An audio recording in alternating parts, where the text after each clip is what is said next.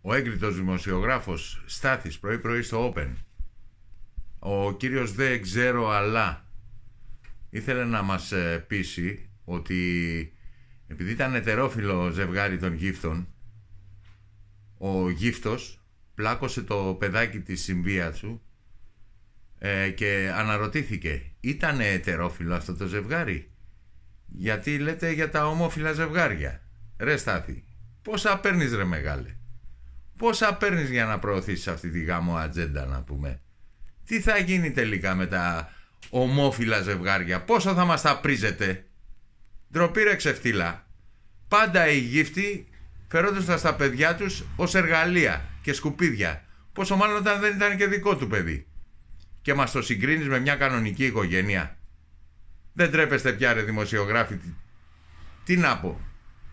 Ξεφτύλες. Στάθης, μεγαλοδημοσιογράφος. Ο χαχαχά δεν ξέρω εγώ, αλλά ίσως και αυτά. Ρε άισι το καλό πρωί-πρωί.